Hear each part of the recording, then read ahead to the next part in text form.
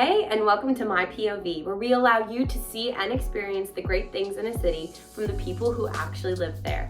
I'm your host, Gabby Griffiths, and today we're going to be going into Salem, Massachusetts, where I'm going to be showing you the top 5 best things that you can do for the spooky season.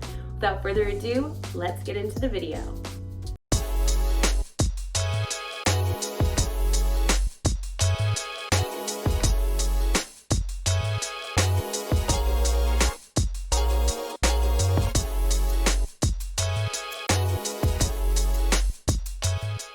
We are going to start things off with something to eat for dinner.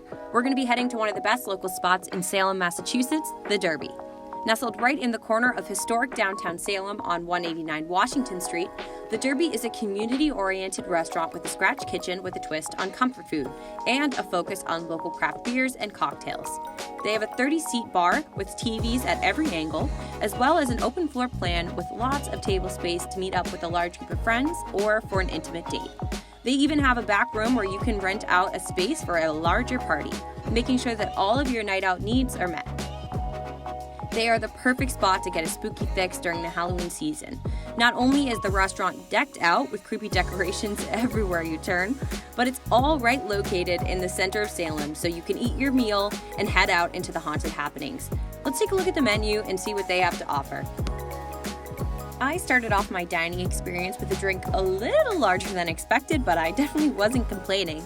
I got the Pop It Like It's Hot, which is made with 3 olive cherry vodka, house apricot simple syrup, house raspberry simple syrup, orange juice, and a mini Prosecco split on top. After reading the fine print, I realized it was served in a 32-ounce mason jar, which answered most of my questions. Coming in at $20, this is definitely a great drink that you could split with a friend, or if you're planning on having 2 drinks at dinner, then this is the perfect all-in-one. For our appetizer, we got the street corn nachos coming in at $17, and they definitely do not skimp out on this one. The dish included roasted corn and poblano peppers, cheese, black beans, chipotle cream, sour cream, and salsa. I ended up splitting these with a group of 4, and they were very, very filling. You can honestly get this as your own meal, and you would leave extremely satisfied. If you are going to get this, expect to have leftovers or split it with a bigger group, as we found ourselves pretty full before our main meal even came out. Now it's time for the main dish, which was a chipotle shrimp pasta. However, I'm personally not a fan of shrimp, so I asked if they could swap it with chicken, and they had no problem fulfilling my request. It was served over linguine with roasted peppers, tomatoes, chipotle cream, and chimichurri, priced at $20. The meal was absolutely delicious. I am a bit of a wimp when it comes to spice, so naturally I thought this dish was very spicy, but a friend of mine who's a fan of heat thought it was absolutely delicious. So if you are a fan of heat, I definitely recommend getting this dish. Here are some other shots of what my friends got for their dinner. My friend Meg got this mac and cheese, and she added buffalo chicken. She loved it and actually gets this dish often. The serving size is very big, so you could easily make 2 meals out of this. And my other friend got the prime rib dip, which came with crinkle cut fries. He said the prime rib sauce was the perfect combination with the sandwich. And of course, we had to end it with something sweet and pumpkin themed for the fall season. So for dessert, we got the pumpkin spice bread pudding that was served with vanilla ice cream. This was a perfect dish to end our Derby experience and left our stomachs very full to explore Salem. Up next, we are going to be heading to the International Monster Museum, located right inside Witch City Hall on 1 Church Street in Salem. The mall itself is pretty cool, and they actually have a lot of vendors within the mall that are definitely worth checking out to warm up and just explore the creepy offerings that they have. And of course, there will be people dressed up pretty much everywhere you turn. Without further ado, let's head into the Monster Museum. The tickets were $15, and you can get them online through their website, or sometimes they do at the door sales if you go earlier in the day. Right when you walk in, you are greeted with an interactive exhibit of monsters, creatures, and spirits from all around the globe. These creatures are created by Hollywood special effects specialists and an international team of artists. From vampires and werewolves to dragons and cyclops, this is a one-of-a-kind spooky adventure and a museum like nothing I've personally experienced before. Your group is actually given a lantern as you pass through the domains of creatures from folklore, cryptozoology, and mythology. If you're a classic ghost stories or beloved horror film fan, I definitely recommend checking this place out. I think what makes this place so cool is the little descriptions underneath each monster that give its history and interesting details and facts that I personally wasn't aware of, even though I've been a fan of these things for years. I found it was actually answering my questions as I went through, like I was wondering what's the difference between a ghost or a ghoul, or how did Frankenstein really come to be? I also recommend this if you're a fan of haunted walkthroughs. Although there are no live actors scaring you around every corner, there are plenty of jump scares. The movement sensor-based animatronics will launch at you when you're least expecting it. So if you are a fan of jump scares but would rather not have a human actor screaming in your face, this is actually a really great alternative. It was a little shorter than I was expecting, so I would recommend walking through and really taking your time to read through each sign and get your money's worth, instead of running through to hide from the monsters, because once you go out, you actually can't get back in. Additionally, I went through this experience with a group of kids. The 12-year-old absolutely loved this experience, however, the 7-year-old not so much. So if you're thinking about bringing the family, I'd leave the younger ones at home. But besides that, I had a great time, and I definitely recommend stopping here if you're in the Salem area. For $15, it's a great way to get warm and get your spooky scare for the season. Now it's time to really dive into the witch history by visiting the Salem Witch Trial Memorial and Charter Cemetery. Located just off Charter Street on Liberty Street, you'll find Salem's memorial to the 20 victims of the witch trials of 1692.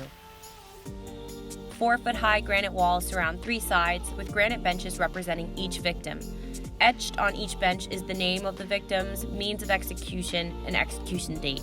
Many people will actually leave offerings of flowers, coins, and various trinkets, so if you have someone that you resonate with or read about in school, be sure to bring something along that you can lay on their stone. Before you walk out into the memorial, one can read on the threshold words of the accused actually taken directly from court transcripts. One of the quotes reading, "God knows I am innocent," which is actually cut off mid-sentence, representing the lives cut short and indifference of innocence. Connected to the memorial is the Charter Street Cemetery and Welcome Center.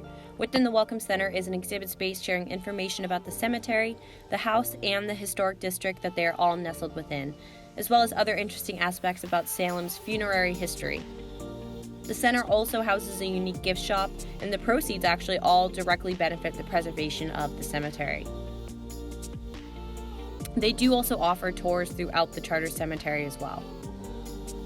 This experience is a great way to get a glimpse into the historic landmark that is Salem and pay homage to those who lost their lives during that time. It's also all completely free to attend and walk around at your own pace. My final activity for you is very simple and affordable, and that is simply to just walk around and immerse yourself in what Salem has to offer. You can check out the Haunted Happenings Marketplace, which are located in Derby Square, Fortin Park, and the Salem Common. Additionally, if you do come here on a Saturday from 10 a.m. to 9 p.m., you can head over to the Salem Common, where they feature over 250 artisans and creators that showcase all of their Halloween crafts, Gothic jewelry, eerie artwork, and one-of-a-kind handcrafted items. They also have costume creatures walking around, live music, rides, and a fried food station with extra seating. I just had to list this as one of the best things to do here because it really is. Everywhere you look, there's something to do, whether it's a creature or scary monster to take a picture with, a store with spell books and potions, haunted walkthroughs, and more. You can come to Salem during October with no plan at all, and I promise you, you will find a way to entertain yourself. Also, all of this is completely free to attend and enjoy at your own speed. If you're interested in coming to Salem yourself and following along with all of the activities I've included in this video, here's an overall itinerary and additional tips and tricks that I have for you. Starting off with parking, I recommend parking at the parking garage located on 10 Congress Street, which is across from the TD Bank. Pricing for the hour on Monday through Friday is 75 cents, while for Saturday and Sunday it's $1.50. This is honestly the best luck I've had so far with parking at Salem. Just be sure to get here on the earlier side so you definitely can get a spot. I recommend coming very early on a Saturday and starting your morning at the Witch Memorial. If you get here early enough, you'll beat a lot of the large crowds, and you'll be able to enjoy all of Salem's offerings without a ton of people walking by. The reason I listed you come on a Saturday is so you can check out the haunted happenings at the Salem Common, because it's so unique and one of a kind, and the crafts and jewelry are just so cool. However, if that doesn't interest you, then I recommend attending earlier in the week on a Tuesday or Thursday to avoid the crowds. Once you're finished with those activities, head over to the Crowhaven Corner and get a palm reading done and check out what they have there. Then, depending on the time, grab some lunch or an early dinner at the Derby and end your night walking around the Witch City Mall and head into the Monster Museum. Also, if you're looking to avoid crowds, I recommend going the first few weeks of October versus the later half, just as the closer you get to Halloween, the more people that you're going to see.